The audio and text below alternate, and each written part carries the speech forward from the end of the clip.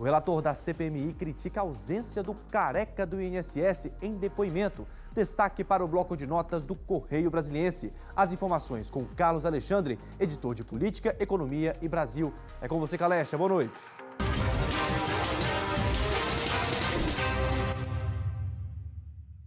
Boa noite, Mobile, a todos que nos assistem aqui no Jornal Local. Olha, o nosso destaque de hoje vai para a CPMI do INSS.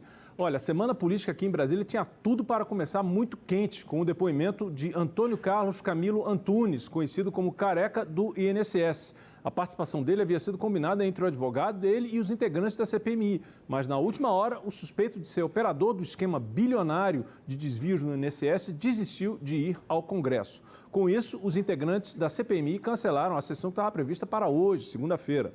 Mas os deputados e senadores pretendem se reunir para definir os próximos passos da investigação. Essa CPMI, gente, ela ganhou ainda mais visibilidade depois que a Polícia Federal realizou uma nova operação contra a fraude no INSS na semana passada. Em São Paulo e em Brasília, os agentes prenderam suspeitos do esquema, entre eles Antônio Carlos Antunes, e apreenderam diversos bens dos investigados, até a réplica de um carro de Fórmula 1, só para vocês terem uma ideia.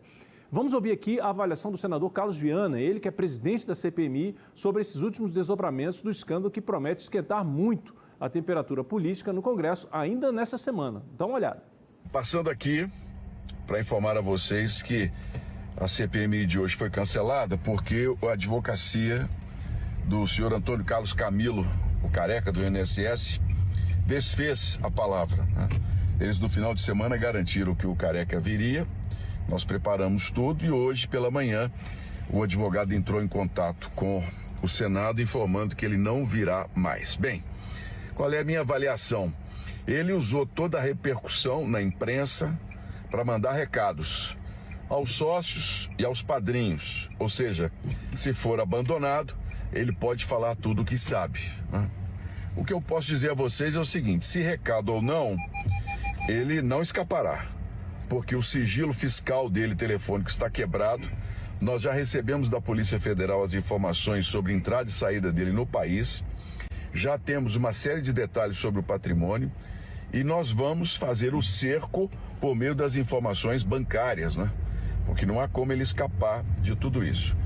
Mais cedo ou mais tarde, eu tenho certeza que ele vai repensar essa decisão e vai acabar com... Vocês viram aí as declarações, então, do senador Carlos Viana a respeito da CPMI do INSS, após aí esse drible, digamos assim, do careca, do careca do INSS, que ia depor, estava marcado para depor hoje, nessa segunda-feira. Certamente esse vai ser um dos assuntos aí da próxima semana. Um outro destaque da nossa edição de hoje é em relação à anistia. Vocês lembram aqui que o Brasil passou por um momento histórico na semana passada com a decisão do Supremo Tribunal Federal de condenar o ex-presidente Jair Bolsonaro a 27 anos de prisão por comandar uma trama golpista ali entre 2022 e 2023. Pois bem, a condenação de Bolsonaro abriu uma enorme discussão sobre as eleições de 2026. Quem será o candidato da direita que herdará os votos do ex-presidente? Ainda há muita incerteza nesse cenário eleitoral, mas tem muita gente que aposta em uma anistia para que Bolsonaro possa concorrer ainda no ano que vem. Vejam só as recentes declarações do presidente do PL, Valdemar Costa Neto, sobre os planos do partido e de seus aliados para o ano que vem. De quebra, o presidente do PL afirma haver uma suposta aliança aí entre o STF e o governo Lula, de modo a prejudicar Jair Bolsonaro. Olha aí. O grande problema é o seguinte: o Supremo decidiu, nós temos que respeitar. Mas o Supremo só está fazendo isso porque tem apoio do governo.